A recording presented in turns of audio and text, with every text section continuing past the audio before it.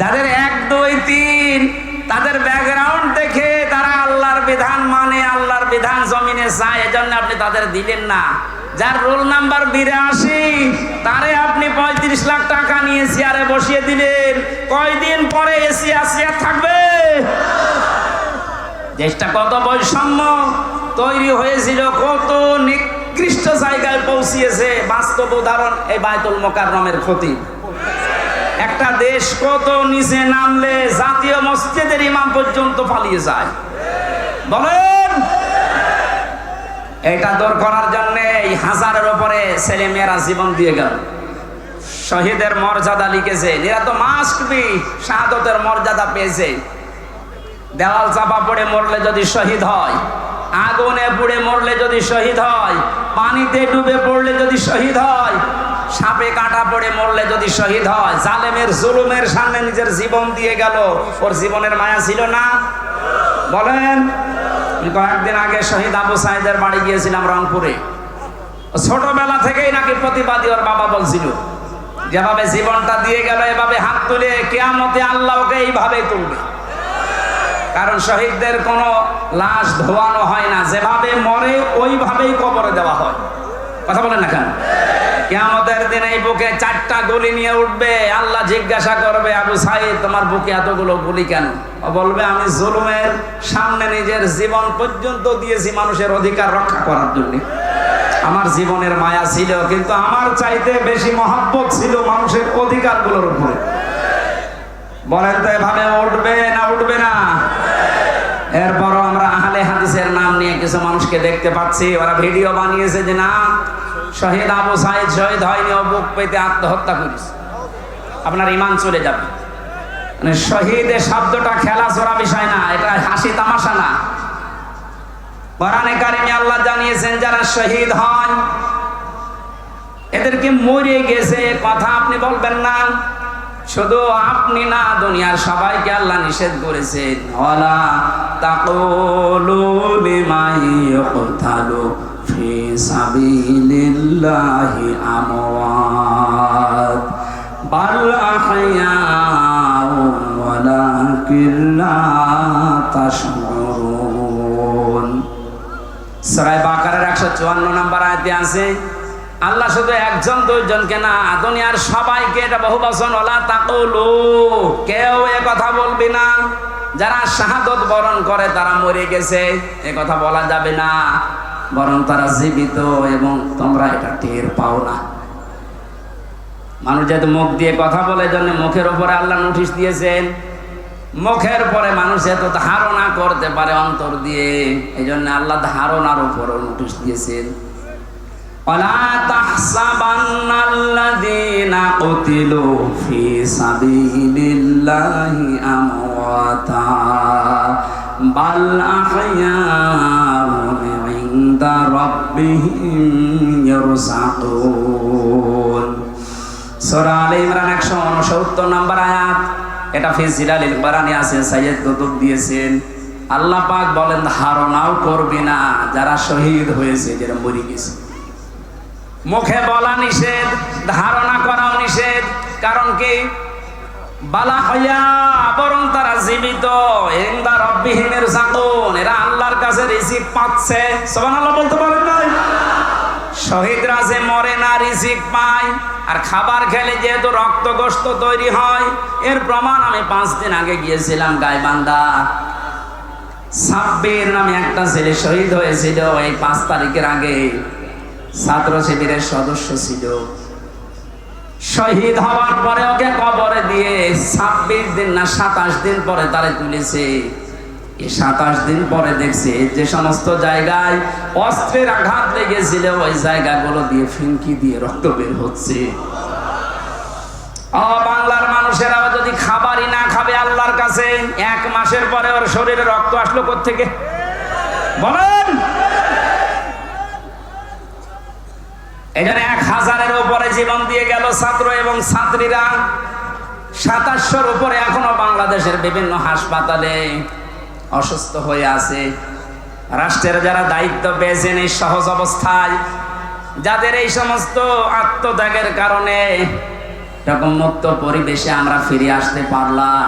আমরা আহ্বান জানাবো, এই অসুস্থ এই আহত মানুষদের প্রত্যেকে চিকিৎসার ব্যবস্থা রাষ্ট্র করবে। এই দাবির সাথে আপনারা আছেন না? ডক্টর মোহাম্মদ ইউনূস সহ যারা দায়িত্বে আছেন তাদের এই মুহূর্তে সবচেয়ে বড় দায়িত্ব এটা। শহীদ আবু সাঈদের কবরে যদি যেতে পারেন, এরকম ২৭০০ আবু শহীদ এখনো পর্যন্ত বাংলার বিভিন্ন হাসপাতালে কাতরাচ্ছে। রাষ্ট্রীয়ভাবে টাকা পয়সা যত খরচ হয় হোক, এদেশে না হলে বাইরের দেশে নিয়ে যাওয়া লাগবে। এনারা দ্বিতীয় স্বাধীনতার মহান জীবিত এ মানুষগুলো গাজী। ৫৩ বছর আগে যারা শহীদ হয়েছে এ দেশের জন্য, তাদের যদি ভাতা দেওয়া যায়, মাত্র এই ১ মাস ২ দিন আগে যারা শহীদ হয়ে গেল, এদের কিছু করা যাবে না? বৈষম্য বিরোধী ছাত্র আন্দোলনে যারাই ছিল, আমরা প্রত্যেকের সুচিকিৎসার ব্যবস্থা নিশ্চিত করতে চাই রাষ্ট্রীয়ভাবে, এবং যারা মারা গেছে তাদের যে সম্মান দেওয়া দরকার, আল্লাহ এবং রসুলের পক্ষ থেকে যেটা এসেছে, কোনদিন এ কথা মুখে উচ্চারণ করবেন না ও মরে গেছে, মনে মনে ধারণাও করবেন না যে মরে গেছে। এত বড় কঠিন হুঁশিয়ারি দিয়েছেন আল্লাহ কোরআনে কারিমে শহীদদের পক্ষে।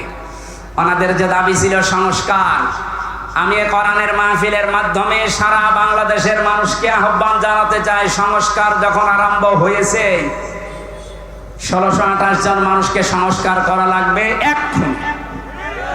কারণ এই মানুষগুলো জালেমদের সহযোগী ছিল। এই কথা বলেন না কেন? ১৬২৮ জন মানুষ আপনি তালিকা করেন, দেখবেন এরা সবগুলো জালেমের প্রত্যক্ষ সহযোগী ছিল। জালেমের একা এই জুলুম করা সম্ভব ছিল না, এদেরকে সাথে নিয়ে করেছিল। এদেরকে নেওয়ার কারণে এদের এই বিভাগগুলো পর্যন্ত আজ মানুষের কাছে ঘৃণিত। এই যে পুলিশ, সব কি খারাপ? মাত্র কয়েকটা কোলাঙ্গারের কারণে আজ পুলিশ প্রশাসনের উপরে মানুষের এত রাগ। আমার বাড়ির নিচতলায় পুলিশ ভাড়া ছিল, ৫ তারিখের পরে সকালে যেয়ে দেখছে ঘর তালা মারা। ও যে কোথায় গেছে আল্লাহ জানে, আর আসতেছে না।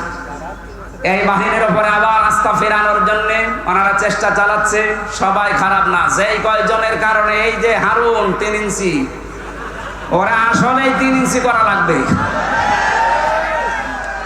এই গোপালগঞ্জের মনিরুল কাউন্টার টেরোরিজমে ছিল, আসাদুজ্জামান, ডিসি মান্নান, আমি নাম ধরে বলছি কারণ এগুলোর দ্বারা আমি নিজে অত্যাচারিত হয়েছি। এই মাদারীপুর ট্যাকের হাটের আমার মামলার আয়ু আজমির মিজানুর রহমান আমারে ধরার পরে আমার বাবার কাছ থেকে ১০ লক্ষ টাকা নিয়েছে, বলেছে নাই ১০০টা মামলা দেবে। আমার বাবা গ্রাম্য মানুষ, সঙ্গে সঙ্গে ৮ লাখ টাকা দিয়ে দিয়েছে। যে সমস্ত জায়গাতে ধার করেছিল ওই ধারগুলো এখন আমার শোধ দেওয়া লাগে। কয়েকদিন আগে আমার যত মামলা ছিল আদালত সবগুলো ঢিসমিস করে দিয়েছে। আদালত মামলা দেখে বলছে আমি কি দিয়ে বিচার করবো, এর কোনো মাল নেই। আমি মনে হয় বলতে গেলাম যে স্যার, আপনি তো এই ৩ বছরও দায়িত্বে ছিলেন, এই মামলাটা আমার সিএমএম কোর্ট, জজ কোর্ট, হাইকোর্ট সহ প্রায় ৩১ থেকে ৩২ বার উঠেছে, আপনি তো দেননি। এখন বলবে যে আমার হাত বাঁধা ছিল, এখন তো হাত খোলা। এখন হাত খোলা না? আমরা চাই সারা দেশের যেখানে যেখানে হাত বাঁধা ছিল, কারো হাত আর বাঁধা থাকবে না। সংস্কার যখন চলছে সবার হাত যেন খুলে যায়। কথা বলেন ঠিক কিনা? জালেমদের দোসর যেগুলো আছে সবগুলো পাল্টান, না এগুলো নতুন নতুন ইস্যু তৈরি করবে। সংখ্যালঘু নাম নিয়ে ওরা মানুষকে লাগিয়েছিল, কিন্তু হালে পানি নেয়নি। এক কথা বলছেন এখন।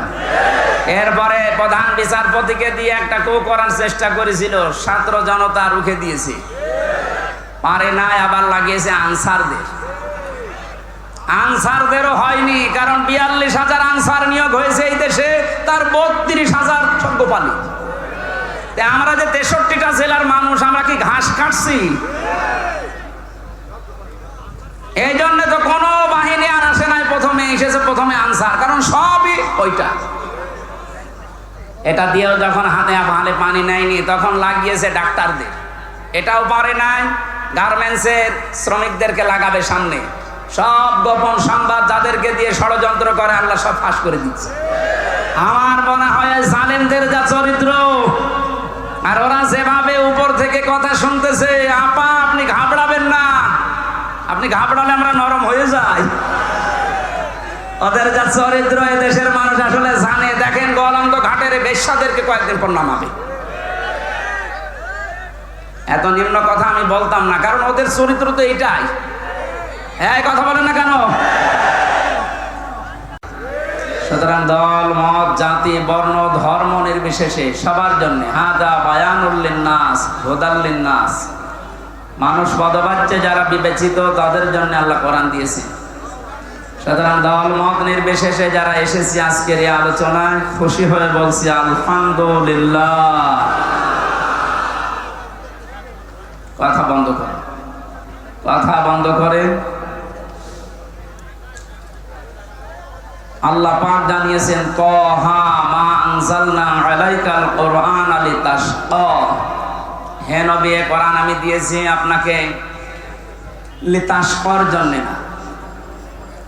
আপনি অপমান হবেন, অপদস্থ হবেন, মায়ের খাবেন, না খেয়ে থাকবেন, বন্যার পানিতে ডুবে মরবেন, এই জন্য কোরআন দেই।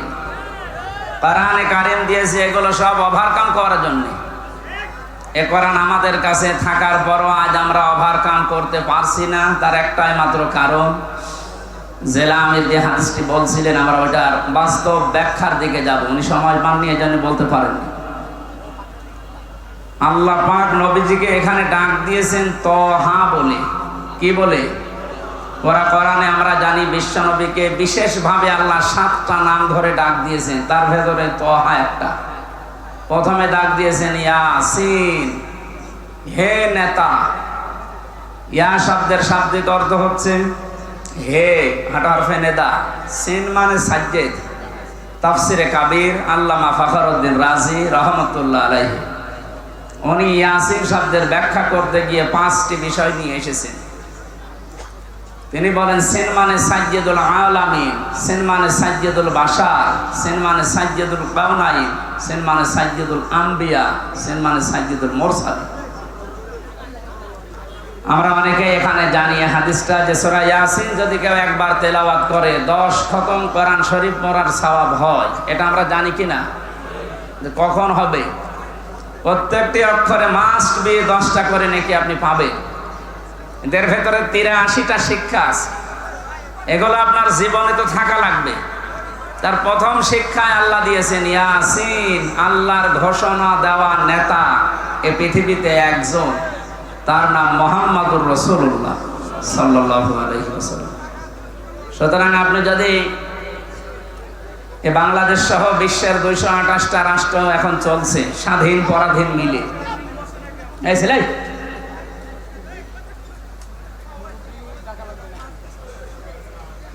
আপনি তো শুনতে তো পাচ্ছেন না, দেখতে পারলে দেখেন কত মানুষ রোদে দাঁড়িয়ে আছে, তাও তো শুনছে। আর আপনি আরামে আছেন, তারপরে ডিস্টার্ব করেন। কথা বলবেন না ভাই, ইশারায় কাজ করেন। আর ভলেন্টিয়ার কই, কারা কি করে? বললাম যে কথা বলবেন না, ইশারায় কাজ করেন। এ পৃথিবীর জমিনে কেউ যদি বাস না করে বলে আমি মঙ্গল গ্রহে বাস করব, চাঁদের দেশে বাস করব, সেখানেও নবীকে আপনাকে নেতা মানা লাগবে। এতানাজ্জালুল আমরু বাইনাহুন্না, প্রত্যেকটি জগতে আল্লাহর গ্রহে নক্ষত্র যেখানে আছে সৃষ্টি, ওখানে আল্লাহর বিধিবিধান আল্লাহ নাজিল করছেন তাদের মতো করে।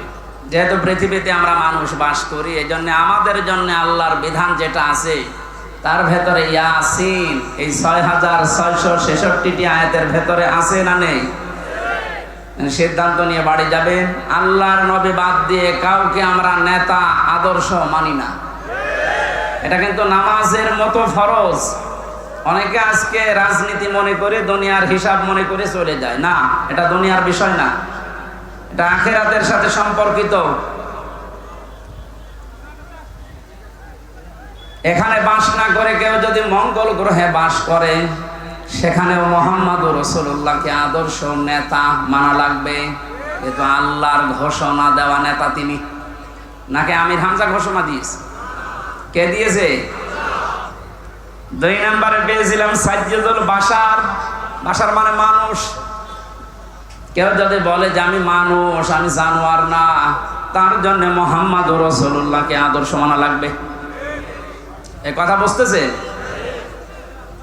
সুতরাং এই দুনিয়াতে কেউ যদি বিশ্ব নবী মুহাম্মদুর রাসূলুল্লাহকে আদর্শ না মানে, নেতা না মানে, সে আর মানুষ নেই।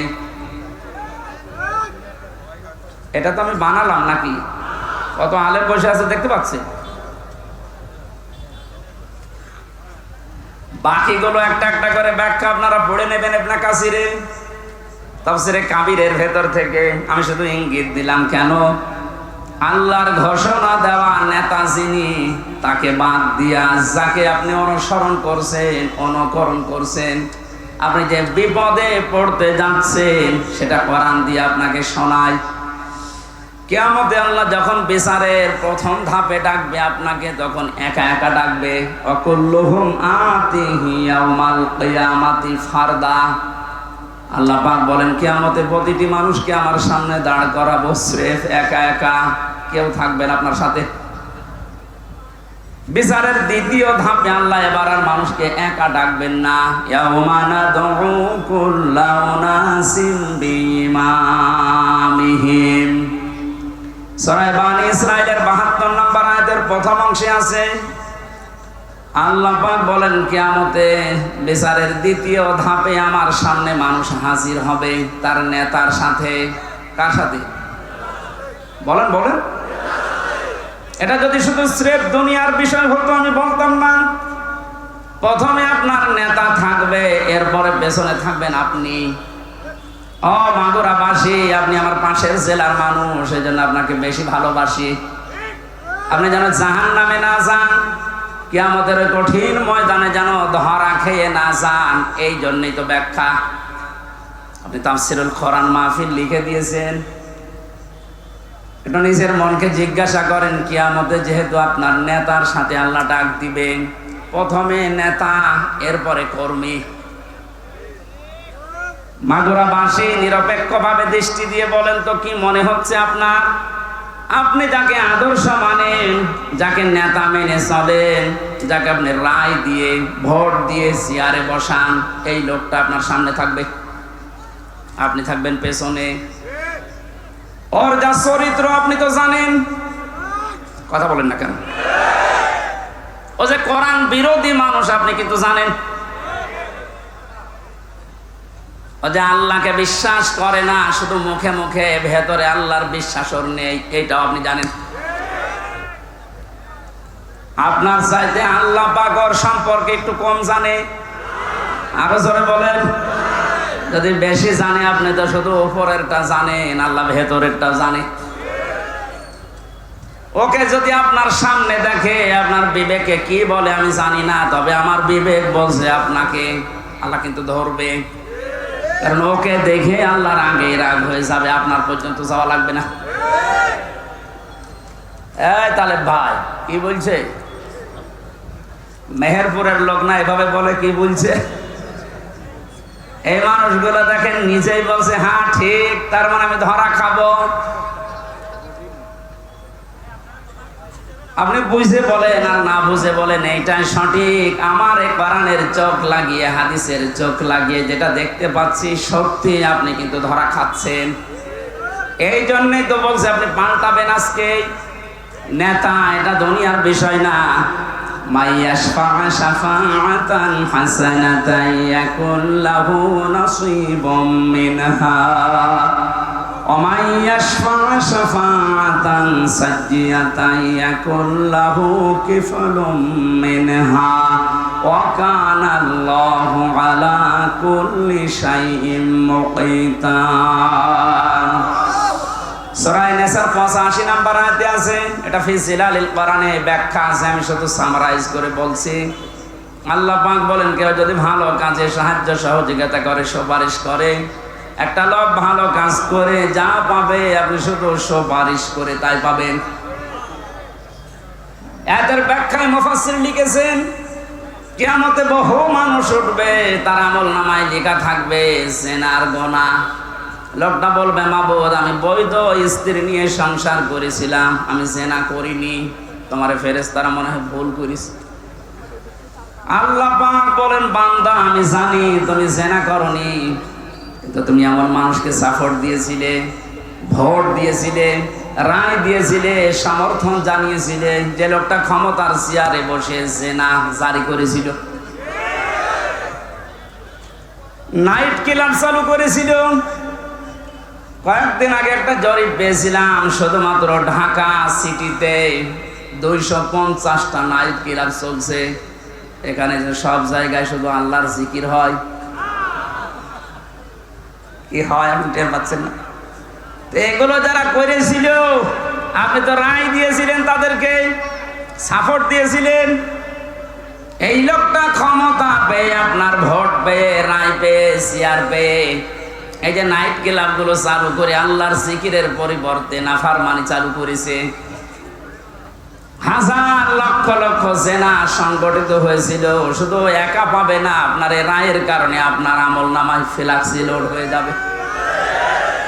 এখন যদি বলেন আমার তো ফ্ল্যাক্সি খোলা নেই, খোলা লাগবে না, এমনি খুলে যাবে, কারণ আপনি তো খুলে দিয়েছেন। অনেক মানুষ এমন আছে, তারা বলবে রব্বুল আলামিন আমি তো হজ করিনি, আমার নামের আগে হজের সওয়াব লেখা, কোন কারণে? আল্লাহ পাক বলেন, বান্দা আমি জানি তুমি হজের সামর্থ্য ছিল না, হজ করতে পারোনি। এমন মানুষকে রায় দিয়েছিলে যে লোকটা চেয়ার পাওয়ার পরেই হজের সিন্ডিকেট ভেঙে দিয়েছে। এই যে আফামা খালিদ, ডক্টর আফামা খালিদ হোসেন ক্ষমতা পাওয়ার পরেই চেয়ারে বসতে দেরি, পরের দিন ঘোষণা দিয়েছে হজের মতো এরকম একটা ফরজ বিধান নিয়ে যারা ব্যবসা করছে, সিন্ডিকেট করে আছে, আমি সব ব্যাংকে চোরমার করে দেব। এইরকম মানুষগুলোকে যদি 151 জন আমরা পাঠাতে পারি, হজ সহ যত আল্লাহর বিধানের সাথে দেশে আজ তামাশা করা হচ্ছে সবগুলো আমরা ভেঙে দিতে পারবো। এই ভালো কাজে যদি আপনি সাহায্য করেন, সহযোগিতা করেন, সমর্থন জানান, ভোট দেন, রায় দেন, সুপারিশ করেন, কিয়ামতে আপনি হজ না করেও হজের সওয়াব নিয়ে হাজির হয়ে উঠতে পারবেন। কথা বলেন ঠিক কিনা? এই জন্য বারবার আমি স্মরণ করাচ্ছি, যাকে আপনি সামনে নিয়ে স্লোগান দিচ্ছেন, এ লোকটার চরিত্র কিন্তু আপনি জানেন। এমন মানুষকে সামনে যে ব্যবস্থা আসছে, সাপোর্ট করা যাবে না, সুপারিশ করা যাবে না, রায় দেওয়া যাবে না, ভোট দেওয়াও যাবে না। যে লোকটাকে দেখলে আল্লাহ রাগ হয়ে যায়। এখানে একটা ছোট্ট কথা বলছি, সূরা ফুরকান 19 নম্বর পারা 4 নম্বর পৃষ্ঠার 15 নম্বর লাইনে আছে, বাড়িতে যে মিলাবেন। কোন মুসলমান ঈমান যাদের আছে, কোন মুমিন 3টা গুনাহ দুনিয়ায় করতে পারে না হুঁশ থাকতে। এই ভালো করে মিলাবেন, আমি গতানুগতিক কথা বলি না। কোন মুমিন পৃথিবীতে জীবিত থাকতে হুঁশ থাকা অবস্থায় 3টা গুনাহ করতে পারে না। এ ঘোষণা দিচ্ছে কে? নাকি আমি বানালাম? এবার আল্লাহর ঘোষণা শোনেন, ওয়াল্লাযীনা লা ইয়াদউনা মা'আল্লাহি ইলাহান আখারা ওয়া লা ইয়াকতুলুনান নাফসাল্লাতী হারামাল্লাহু ইল্লা বিল হক ওয়া লা ইয়াজনুন। আল্লাহ পাক বলেন, 1 নম্বরে তারা আল্লাহ বাদে অন্য কাউকে ডাকতে পারে না। এই ছেলে, মাথা খারাপ আপনার? তার কেটে দেন তো সব। এখান থেকে বুঝবে না, বাইরে যে বলবো হুজুর রাজনীতি করিস। এটা কি রাজনীতি করছি? আল্লাহ বাদে অন্য কাউকে যারা ডাকছে, কোন মুমিন এ ডাক দিতে পারে না। আজ কয়েকদিন ধরে একটা ভিডিও চোখে পড়ছে, জালেমরা তো বিদায় নিয়েছে, আমরা দেখতে পাচ্ছি। তো বাংলাদেশে এখন নব্য অনেকেই মুনাফিকের আচরণ আরম্ভ করেছে। আল্লাহর ঘোষণা ছিল কি?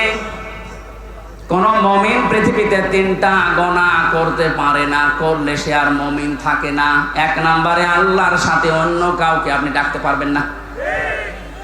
ভিডিওতে দেখলাম একজন এদেশে অনেক বড় দায়িত্বে আছে, আমি নাম নিলাম না, উনি গৌতম বুদ্ধের প্রশংসা করছে। আল্লাহ বাদে অন্য কাউকে ডাকায় যেহেতু জায়েজ নেই, সেহেতু ওই জায়গায় আপনি যা বললেন আপনার ঈমান নেই। মুমিন হিসাবে আপনি যা করলেন আপনার ঈমান নষ্ট হয়ে গেছে। এরকম মানুষ যদি সামনে আসে, আপনি কোনোদিন আপনার রায়, সমর্থন, সুপারিশ, ভোট দিতে পারবেন? তাহলে কাফেরকে দেওয়া হবে। 2 নম্বরে ওয়ালা ইয়াকতুলুনান নাফসাল্লাতী হারামাল্লাহু ইল্লা বিল হক। এই পৃথিবীর ময়দানে আল্লাহর ঘোষণা দেওয়া ব্যতীত আপনি কাউকে অন্যায়ভাবে হত্যা করতে পারবেন না। অথচ এই 5 তারিখের আগ পর্যন্ত আপনি তাকান, ন্যায় অন্যায় কোথায় পেয়েছেন? আমার সামনে কুষ্টিয়াতে 14 জন মানুষকে শহীদ করে দেওয়া হয়েছে। এই হত্যার সাথে টট্ট বটন একেবারে উপরের নির্দেশ। যত মানুষ জড়িত এরা একটা আর মুসলমান মুমিন নেই, বিপরীতটা হয়ে গেছে। এরা যদি সামনে আসে কোনোদিন সুপারিশ করবেন, রায় দেবেন, ভোট দেবেন, সমর্থন জানাবেন। 3 নম্বরে ওয়ালা ইয়াজনুন, মুমিন কখনো সজ্ঞানে স্বইচ্ছায় হুঁশ থাকার পর জিনা করতে পারে না। কিন্তু বাস্তবতা আমরা পুরো উল্টা দেখেছি। এই 17 বছর এত বড় দরবেশ, ওর ফেরেশতা দেখেছেন মানুষের বউ জোর করে নিয়ে সংসার চালিয়েছে। জোরে বলেন নাউজুবিল্লাহ। কোরআনে কারীমের সূরা ফুরকানের আয়াত অনুযায়ী এই 3টা গুনাহ কোনো মুমিন করতে পারে না। সুতরাং যারা করছেন আপনারা মুমিন নেই। আরে দেশে 96% মুসলমান কোনোদিন আপনাদেরকে সাপোর্টও করতে পারে না। আমি আশা করছি আপনি কথা মেনে নেবেন, কারণ এটা আমার নিজের কথা না, আল্লাহর বক্তব্য। আমি শুধু অ্যাডভার্টাইজ করলাম। কথা বলেন না কেন? মানবেন কিনা আপনার বিবেককে জিজ্ঞাসা করেন। নবীকে যে আল্লাহ 7টা নামে ডাক দিলেন, তার প্রথম নাম যেহেতু ইয়াসিন ছিল, ইয়াসিনের 2 নাম্বার অর্থ হচ্ছে সাইয়্যিদুল বাশার। মানুষ হিসাবে দাবি করলে আপনাকে মুহাম্মাদুর রাসূলুল্লাহ মাস্ট বি, তাকে আদর্শ নেতা মানাই লাগবে। কেউ যদি না মানেন, আলাদাবুল মুফরাদের বর্ণনা, দুনিয়ায় যাদের আদর্শ, যাদের নেতা মুহাম্মাদুর রাসূলুল্লাহ ছিল না, এই মানুষটা মরণের পরে বিনা হিসাবে, বিনা বিচারে জাহান্নামী। এইটা আমি বানালাম। হ্যাঁ, এবার আসেন যে কথাটা বোঝানোর জন্য এতক্ষণ বারবার এদিক ওদিকে যাচ্ছি, খুব খেয়াল করেন। মুহাম্মদুর রাসূলুল্লাহ সাল্লাল্লাহু আলাইহি ওয়াসাল্লাম এখন নেই, আছে? বলেন না কেন? উনি যে আমাদের আদর্শ, আমার নেতা, উনি তো নেই। আমি এখন দেখে মেনে চলবো কি করে?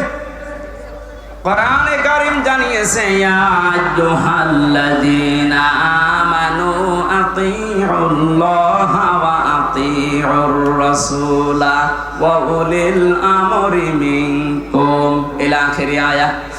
সূরা নিসা 5 নম্বর পারার 6 নম্বর পৃষ্ঠা 9 নম্বর লাইনের 59 নম্বর আয়াতে আছে। এটা ফি জিলালিল কোরআনে পাবেন। আল্লাহ ডাক দিয়েছেন, হে ঈমানদারেরা, আমি আল্লাহর আনুগত্য করো, আমার রাসূলের আনুগত্য করো, আর তোমাদের ভেতরে যারা উলিল আমর, নেতৃত্ব দেয়, নেতা যারা, তাদের মেনে চলো। এই আদেশ মানা নফল না ফরজ? আরো জোরে বলেন। নামাজ যেভাবে ফরজ মনে করে পড়েন, এই আয়াতটাও মেনে নেওয়া লাগবে ঠিক ওইভাবে ফরজ মনে করে। কিন্তু শিক্ষার বিষয় এখানে যে আতিউ, এটা ফেল, এটা ভার্ব, এটা ক্রিয়া। এই শব্দটা আল্লাহ নিজের নামে আর রাসূলের নামে দিয়েছেন, কিন্তু উলিল আমরের আগে আল্লাহ শব্দটা দেননি। আমি যেই কয়টা তাফসীর আয়াতের সাথে মিলিয়েছি, সব মুফাসসির একমত, আল্লাহ রাসূলকে মেনে চলা লাগবে, কোনো প্রশ্ন করা যাবে না। আল্লাহ রাসূলের পরে কিয়ামত পর্যন্ত যারা দুনিয়ায় আসবে, যারা নেতা হবে, নেতৃত্ব দেবে, এদেরকে যদি আপনি মেনে চলতে চান, মাস্ট বি, আপনাকে দেখা লাগবে এই লোকটা আল্লাহ রাসূলকে মেনে চলে কিনা। এই আয়াতটা যদি আমরা মেনে নিতে পারতাম, অনেকে যারা 41 সাল টার্গেট দিয়েছেন, 31 সাল টার্গেট দিয়েছেন, এত লাগবে না। আমার যতটুকু বিশ্বাস, এই 5 তারিখের পর থেকে আজকের এই 6 তারিখ, মাত্র এই 32 দিন।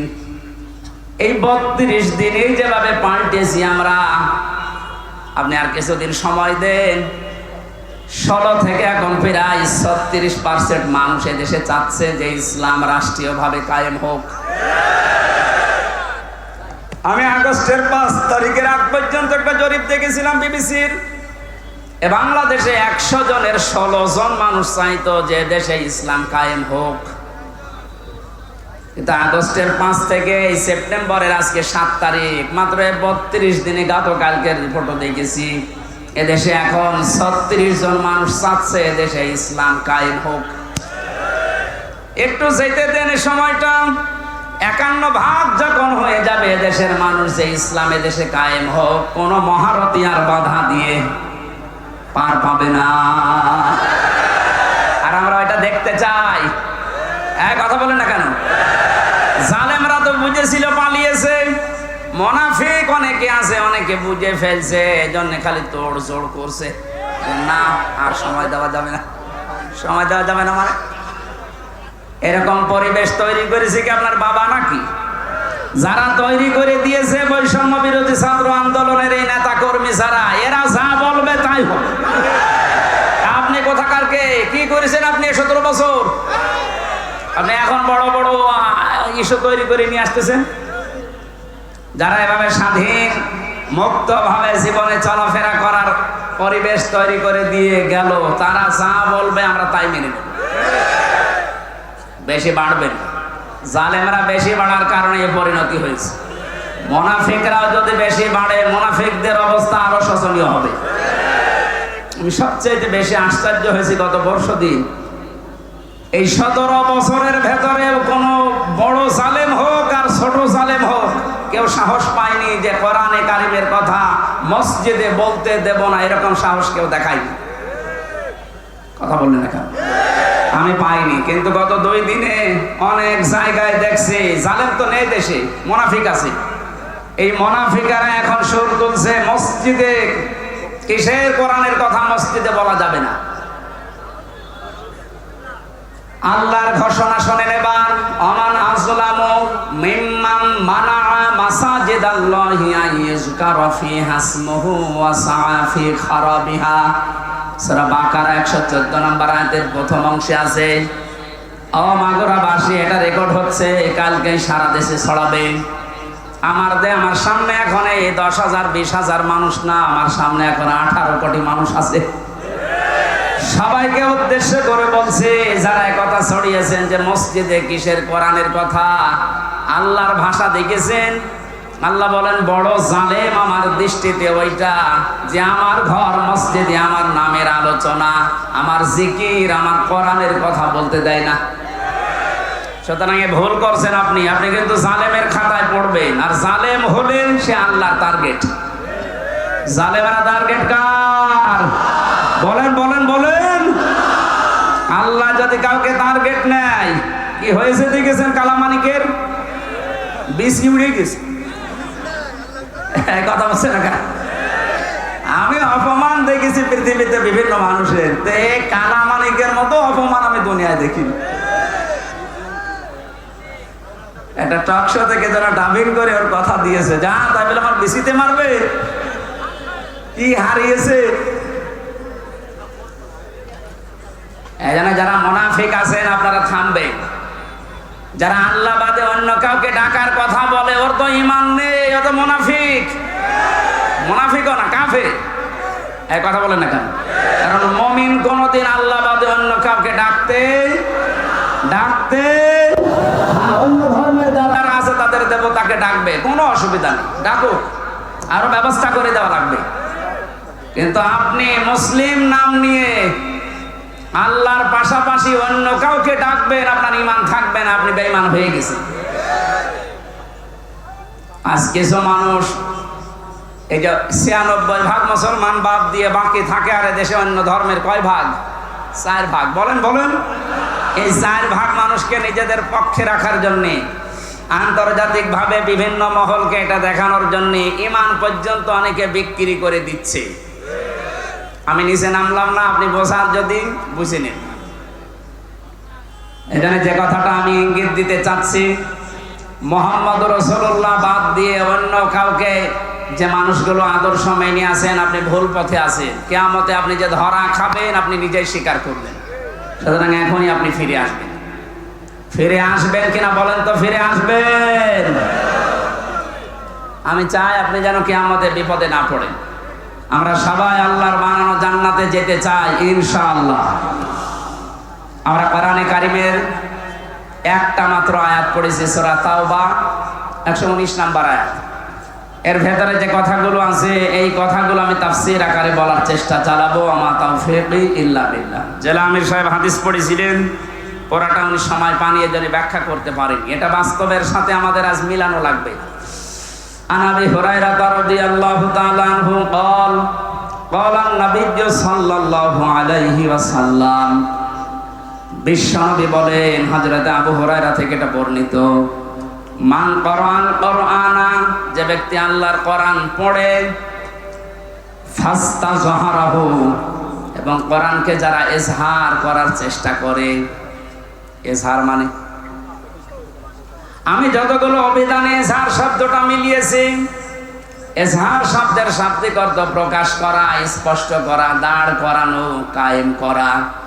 আধুনিক ভাবে এখন যারা হাদিস ব্যাখ্যা করছে তারা লিখছে ইজহার মানে বিজয়ী করা। কোরআন যারা এদেশে আমরা পড়ছি, আমরা যদি এই মানুষগুলোই কোরআনকে বিজয়ী করার জন্য চেষ্টা চালাই, ফাহাল্লা হালালাহু ওয়া হারামা হারামাহু, এর ভেতরে বর্ণিত হালালকে হালাল জেনে মেনে নেওয়া, হারামকে হারাম জানার পরে ছেড়ে দেওয়া, আদখালাহুল্লাহুল জান্নাহ, নবীজি বলেন আল্লাহ তাকে জান্নাতে দিয়ে দিয়েছে।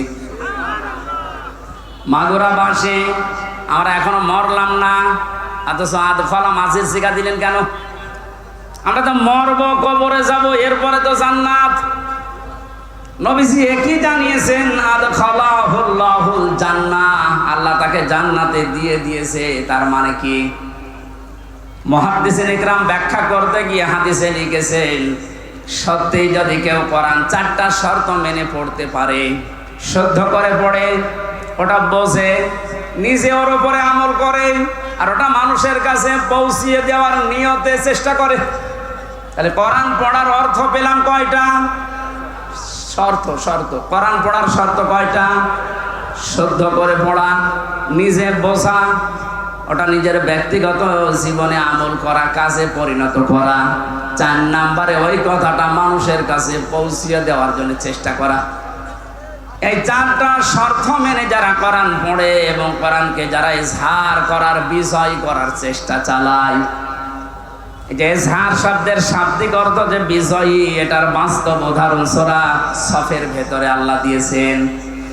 ওয়াল্লাযী আরসালা রাসূলাহু বিল হুদা ওয়া দীনিল হক লিইয়ুযহিরাহু আলাদ দীনি কুল্লি ওয়া কাফা ওয়ালাউ কারিহাল মুশরিকুন। আল্লাহ বলেন, তিনি সে আল্লাহ যিনি তার রাসূলকে সত্য দিন দিয়ে, জীবন বিধান দিয়ে দুনিয়াতে পাঠিয়েছেন। উদ্দেশ্য তার একটাই, লিইয়ুযহিরাহু আলাদ দীনি কুল্লি, যত রকমের বিধান দুনিয়াতে আছে, মানুষের তৈরি করা নিয়ম নীতি, সবগুলো পেছনে ফেলে দিয়ে আল্লাহর কোরআনকে, ইসলামকে তিনি বিজয়ী করবেন। জোরে বলেন সুবহানাল্লাহ। এই আয়াত এবং এই হাদিসের বাস্তবতা যেটা আমরা এখন টের পাচ্ছি, 53 বছর বাংলাদেশটা স্বাধীন হওয়ার পরে আমরা দেখেছি কোরআনে কারিমে ইজহার নেই, বিজয়ী নেই। এই কারণে আমরা অনেকেই কিন্তু হালালকে হালাল জানার পরও মানতে পারছি না। দেশে এরকম জায়গা নেই, কথা বলেন। হারামকে হারাম জানার পরও আমরা ছেড়ে দিতে পারছি না। ঘুষ দিয়ে চাকরি করা হালাল না হারাম? আরো জোরে বলেন। আপনি একটা জায়গা দেখান বাংলাদেশে 5 তারিখের আগ পর্যন্ত, প্রাইমারি থেকে বিশ্ববিদ্যালয় পর্যন্ত, এমনকি শ্রীপুর মাগুরার এই জামে মসজিদ থেকে কেন্দ্রীয় মসজিদ বাইতুল মুকাররম পর্যন্ত একটা জায়গা ও টাকা পয়সা দেওয়া অবৈধ সুপারিশ ছাড়া চাকরি হয়েছে কিনা? আমরা কিন্তু জানি এটা হারাম কাজ।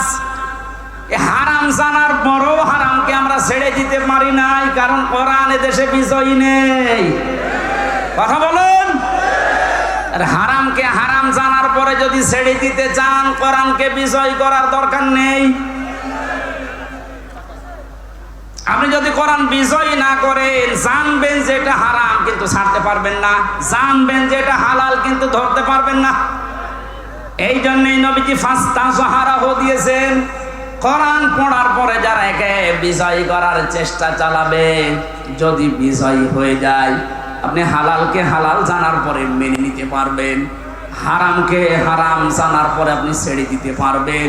তখন বাংলাদেশটা এমন হয়ে যাবে, মনে হবে যেন আপনি মিনি জান্নাতে আছেন। ওই পরিবেশ আমাদের সামনে দরকার নেই। আরো জোরে বলেন। 53 বছর তো দেখলাম, আমি দেখিনি। এই যে মুরব্বী বসে আছে, ওনারা দেখেছে। বাবা এ দেশটা চালিয়েছিল, কেমন চালিয়েছে, দুর্ভিক্ষ পর্যন্ত চলে এসেছিল। কথা বললেন না কেন? অনেকের স্বামী চালিয়েছিল, আমরা দেখি, আমি দেখি নাই, এ মুরব্বীরা দেখেছে। চাচা চালিয়েছিল 9 বছর, সে যেভাবেই হোক। বউ চালিয়েছে, ভাবিও চালিয়েছে। সবার এখন শেষ। এখন মাত্র বাকি আছে আল্লাহর এই কোরআন দিয়ে দেশটা চললে কেমন দেখা যায়, এটা দেখতে বাকি আছে। কারা কারা দেখতে চান যে কোরআন দিয়ে দেশ চলুক? এই আন্দাজে হাত তুলবেন না, এটা কিন্তু ওয়াদা করছেন আল্লাহর সাথে। এ কোরআন দিয়ে বাংলাদেশের 56,000 বর্গ মাইল চলুক, এটা তো রাজনীতি। এটা রাজনীতি। এটা যদি কেউ রাজনীতি মনে করেন, হ্যাঁ এইটাই আমার রাজনীতি, আমরা চাই আল্লাহর বানানো বিধান দিয়ে আমাদের দেশ চলুক, তাহলে এটা মিনি জান্নাত হয়ে যাবে। বৈষম্য বিরোধী ছাত্র আন্দোলনে যে 9 দফা দাবি ছিল, এই বৈষম্যের কারণে আজ হাজারো মানুষ তার কাঙ্ক্ষিত জায়গায় যেতে পারেনি। বিশ্ববিদ্যালয় থেকে যারা পাশ করে যে কোনো সাবজেক্টে, যারা ফার্স্ট ক্লাস ফার্স্ট হয়, তাদেরকে ওই বিভাগে শিক্ষক হিসাবে রেখে দেওয়ার নিয়ম। এই যে সাক্ষী আছে, জিজ্ঞাসা করেন। অথচ আমাদের এই ইউনিভার্সিটি সহ যত বিশ্ববিদ্যালয় বাংলাদেশে আছে, তাকান বৈষম্য এমন জায়গায় যে পৌঁছিয়েছে। ফার্স্ট ক্লাস ফার্স্ট যারা, আবার পেছনের ব্যাকগ্রাউন্ড যেহেতু আল্লাহর বিধান মেনে চলে, এজন্য ওখানে দেওয়া যাবে না। দিয়েছে 70 রোল নাম্বার যার, তারে ও তো এমনি অপদার্থ। ও চেয়ারে বসলে চেয়ার আরো নাপাক করবে না। এক ছাত্র এসে হেড স্যারকে বলছে, স্যার হয় ছুটি দেন, নাই আমি গেলাম। মানে হেড স্যার তাকিয়ে দেখে ও ব্যাগ খাতা বই কলম যেভাবে নিয়ে পজিশনে দাঁড়িয়ে আছে, ও ছুটি দিলেও যাবে, না দিলেও পালাবে। এদিকে তার রোল নাম্বার কত? বলছে স্যার 82। 82 মানে ক্লাসে ছেলে মেয়ে কয়টা? 82টা। 82টা ছেলে মেয়ে, ওর রোল নাম্বার 82। খুব ভালো ছাত্র। ওর জীবনের কোনো উদ্দেশ্য আছে? শুধু আসে বাবা মার ভয়ে আর পাঙ্কু মেরে চলে যায়। যাদের 1, 2, 3 তাদের ব্যাকগ্রাউন্ড দেখে তারা আল্লাহর বিধান মানে, আল্লাহর বিধান জমিনে চায়, এজন্য আপনি তাদের দিলেন না। যার রোল নাম্বার 82, তারে আপনি 35 লাখ টাকা নিয়ে চেয়ারে বসিয়ে দিলেন। কয়দিন পরে এসি আসিয়া থাকবে? দেশটা কত বৈষম্য তৈরি হয়েছিল, কত নিকৃষ্ট জায়গায় পৌঁছিয়েছে। বাস্তব উদাহরণ এই বায়তুল মোকাররমের ক্ষতি। একটা দেশ কত নিচে নামলে জাতীয় মসজিদের ইমাম পর্যন্ত পালিয়ে যায়। বলেন, এটা দূর করার জন্য এই 1000-এর উপরে ছেলে মেয়েরা জীবন দিয়ে গেল। শহীদের মর্যাদা লিখেছে, এরা তো মাস্ট বি শাহাদতের মর্যাদা পেয়েছে। দেওয়াল চাপা পড়ে মরলে যদি শহীদ হয়, আগুনে পুড়ে মরলে যদি শহীদ হয়, পানিতে ডুবে পড়লে যদি শহীদ হয়, সাপে কাটা পড়ে মরলে যদি শহীদ হয়, জালেমের জুলুমের সামনে নিজের জীবন দিয়ে গেল। ওর জীবনের মায়া ছিল না? বলেন। কয়েকদিন আগে শহীদ আবু সাইদের বাড়ি গিয়েছিলাম রংপুরে। ছোটবেলা থেকেই নাকি প্রতিবাদী, ওর বাবা বলছিল যেভাবে জীবনটা দিয়ে গেল, এভাবে হাত তুলে কিয়ামতে আল্লাহ ওকে এইভাবে তুলবে। কারণ শহীদদের কোনো লাশ ধোয়ানো হয় না, যেভাবে মরে ওইভাবেই কবরে দেওয়া হয়। কথা বলেন না কেন? কিয়ামতের দিনে এই বুকে 4টা গুলি নিয়ে উঠবে। আল্লাহ জিজ্ঞাসা করবে, আবু সাইদ তোমার বুকে এতগুলো গুলি কেন? ও বলবে, আমি জুলুমের সামনে নিজের জীবন পর্যন্ত দিয়েছি মানুষের অধিকার রক্ষা করার জন্য। আমার জীবনের মায়া ছিল, কিন্তু আমার চাইতে বেশি মহব্বত ছিল মানুষের অধিকারগুলোর উপরে। বলেন তো এভাবে উঠবে না উঠবে না? এরপরও আমরা আহলে হাদিসের নাম নিয়ে কিছু মানুষকে দেখতে পাচ্ছি, ওরা ভিডিও বানিয়েছে যে না, শহীদ আবু সাইদ শহীদ হয়নি, ও বুক পেতে আত্মহত্যা করেছে। আপনার ঈমান চলে যাবে।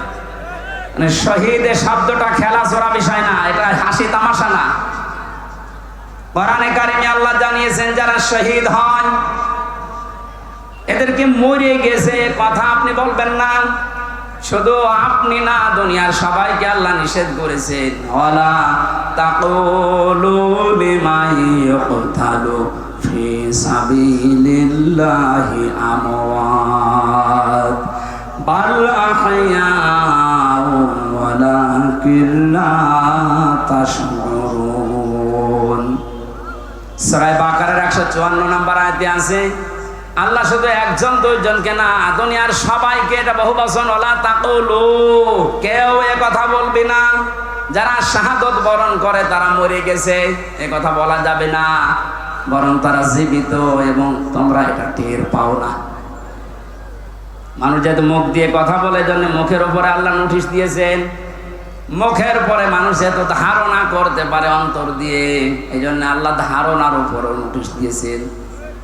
ওয়ালা তাহসাবান্নাল্লাযীনা কুতিলু ফি সাবিলিল্লাহি আমওয়াতা বাল আহইয়াউ ইনদা রাব্বিহিম ইয়ারযাকুন। সূরা আলে ইমরান 169 নম্বর আয়াত। এটা ফি জিলালিল কোরআনে আছে, সাইয়্যিদ কুতুব দিয়েছেন। আল্লাহ পাক বলেন ধারণাও করবি না যারা শহীদ হয়েছে, যারা মরে গেছে। মুখে বলা নিষেধ, ধারণা করাও নিষেধ। কারণ কি? বালা হইয়া, বরং তারা জীবিত, ইনদা রাব্বিহিম ইয়ারযাকুন, এরা আল্লাহর কাছে রিজিক পাচ্ছে। সুবহানাল্লাহ বলতে পারেন না? শহীদরা যে মরে না, রিজিক পায়। আর খাবার খেলে যেহেতু রক্ত গোশত তৈরি হয়, এর প্রমাণ আমি 5 দিন আগে গিয়েছিলাম গাইবান্ধা। সাব্বির নামে একটা ছেলে শহীদ হয়েছিল এই 5 তারিখের আগে। ছাত্র শিবিরের সদস্য ছিল। শহীদ হওয়ার পরে ওকে কবরে দিয়ে 26 দিন না 27 দিন পরে তারে তুলেছে। এই 27 দিন পরে দেখছে যে সমস্ত জায়গায় অস্ত্রের আঘাত লেগেছিল ওই জায়গাগুলো দিয়ে ফিনকি দিয়ে রক্ত বের হচ্ছে। বাংলার মানুষেরাও যদি খাবারই না খাবে আল্লাহর কাছে, 1 মাসের পরে ওর শরীরে রক্ত আসলো কোত্থেকে বলেন?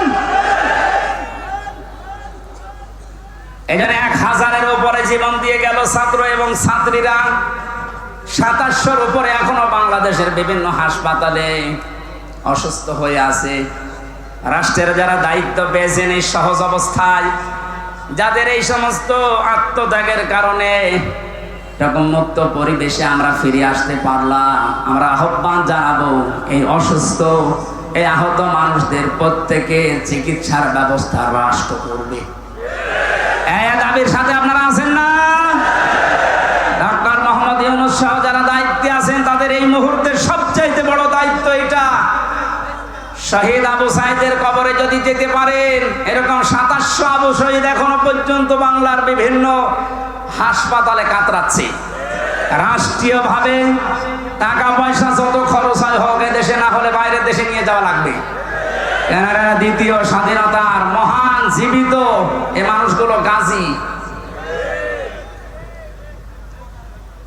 53 বছর আগে যারা শহীদ হয়েছে এ দেশের জন্য, তাদের যদি ভাতা দেওয়া যায়, মাত্র এই 1 মাস 2 দিন আগে যারা শহীদ হয়ে গেল এদের কিছু করা যাবে না? বৈষম্য বিরোধী ছাত্র আন্দোলনে যারাই ছিল, আমরা প্রত্যেকের সুচিকিৎসার ব্যবস্থা নিশ্চিত করতে চাই রাষ্ট্রীয়ভাবে, এবং যারা মারা গেছে তাদের যে সম্মান দেওয়া দরকার আল্লাহ এবং রসুলের পক্ষ থেকে যেটা এসেছে, কোনোদিন এ কথা মুখে উচ্চারণ করবেন না ও মরে গেছে, মনে মনে ধারণাও করবেন না যে মরে গেছে। এত বড় কঠিন হুঁশিয়ারি দিয়েছেন আল্লাহ কোরআনে কারিমে শহীদদের পক্ষে। ওনাদের যে দাবি ছিল সংস্কার, আমি এ কোরআনের মাহফিলের মাধ্যমে সারা বাংলাদেশের মানুষকে আহ্বান জানাতে চাই, সংস্কার যখন আরম্ভ হয়েছে 1628 জন মানুষকে সংস্কার করা লাগবে এখন, কারণ এই মানুষগুলো জালেমদের সহযোগী ছিল। এই কথা বলেন না কেন? 1628 জন মানুষ আপনি তালিকা করেন, দেখবেন এরা সবগুলো জালেমের প্রত্যক্ষ সহযোগী ছিল। জালেমের একা এই জুলুম করা সম্ভব ছিল না, এদেরকে সাথে নিয়ে করেছিল। এদেরকে নেওয়ার কারণে এদের এই বিভাগগুলো পর্যন্ত আজ মানুষের কাছে ঘৃণিত। এই যে পুলিশ, সব কি খারাপ? মাত্র কয়েকটা কোলাঙ্গারের কারণে আজ পুলিশ প্রশাসনের উপরে মানুষের এত রাগ। আমার বাড়ির নিচতলায় পুলিশ ভাড়া ছিল, 5 তারিখের পরে সকালে যেয়ে দেখছে ঘর তালা মারা। ও যে কোথায় গেছে আল্লাহ জানে,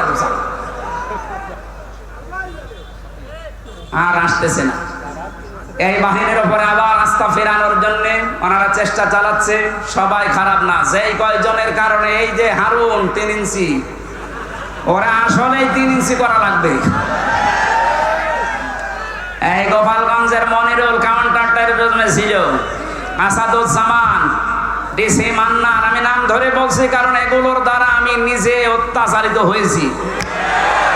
এই মাদারীপুর ট্যাকের হাটের আমার মামলার আয়ু আজমির মিজানুর রহমান আমারে ধরার পরে আমার বাবার কাছ থেকে 10 লক্ষ টাকা নিয়েছে, বলেছেন আজ 100টা মামলা দেবে। আমার বাবা গ্রাম্য মানুষ, সঙ্গে সঙ্গে 8 লাখ টাকা দিয়ে দিয়েছে। যে সমস্ত জায়গাতে ধার করেছিল ওই ধারগুলো এখন আমার শোধ দেওয়া লাগে। কয়েকদিন আগে আমার যত মামলা ছিল আদালত সবগুলো ঢিসমিস করে দিয়েছে। আদালত মামলা দেখে বলছে আমি কি দিয়ে বিচার করবো, এর কোনো মাল নেই। আমি মনে হয় বলতে গেলাম যে স্যার আপনি তো এই 3 বছরও দায়িত্বে ছিলেন, এই মামলাটা আমার সিএমএম কোর্ট, জজ কোর্ট, হাইকোর্ট সহ প্রায় 31 থেকে 32 বার উঠেছে, আপনি তো দেননি। এখন বলবে যে আমার হাত বাঁধা ছিল, এখন তো হাত খোলা। এখন হাত খোলা না? আমরা চাই সারা দেশের যেখানে যেখানে হাত বাঁধা ছিল কারো হাত আর বাঁধা থাকবে না। সংস্কার যখন চলছে সবার হাত যেন খুলে যায়। কথা বলেন ঠিক কিনা? জালেমদের দোসর যেগুলো আছে সবগুলো পাল্টান, না এগুলো নতুন নতুন ইস্যু তৈরি করবে। সংখ্যালঘু নাম নিয়ে ওরা মানুষকে লাগিয়েছিল, কিন্তু হালে পানি নেয়নি। এক কথা বলছে না কেন? এরপরে প্রধান বিচারপতিকে দিয়ে একটা কু করার চেষ্টা করেছিল, ছাত্র জনতা রুখে দিয়েছে, পারে নাই, আবার লাগিয়েছে আনসারদের। আনসারদেরও হয়নি, কারণ 42,000 আনসার নিয়োগ হয়েছে এই দেশে, তার 32,000 সঙ্গপালি। আমরা যে 63টা জেলার মানুষ, আমরা কি ঘাস কাটছি? এই জন্য তো কোনো বাহিনী আর আসে নাই, প্রথমে এসেছে প্রথমে আনসার, কারণ সবই ওইটা। এটা দিয়েও যখন হাতে হালে পানি নেয়নি তখন লাগিয়েছে ডাক্তারদের, এটাও পারে নাই। গার্মেন্টসের শ্রমিকদেরকে লাগাবে সামনে, সব গোপন সংবাদ যাদেরকে দিয়ে ষড়যন্ত্র করে আল্লাহ সব ফাঁস করে দিচ্ছে। আমার মনে হয় জালেমদের যা চরিত্র, আর ওরা যেভাবে উপর থেকে কথা শুনতেছে, আপা আপনি ঘাবড়াবেন না, আপনি ঘাবড়ালে আমরা নরম হয়ে যাই। ওদের যা চরিত্র এ দেশের মানুষ আসলে জানে। দেখেন গোয়ালন্দ ঘাটের বেশ্যাদেরকে কয়েকদিন পর নামাবে। এত নিম্ন কথা আমি বলতাম না, কারণ ওদের চরিত্র তো এটাই। হ্যাঁ কথা বলেন না কেন?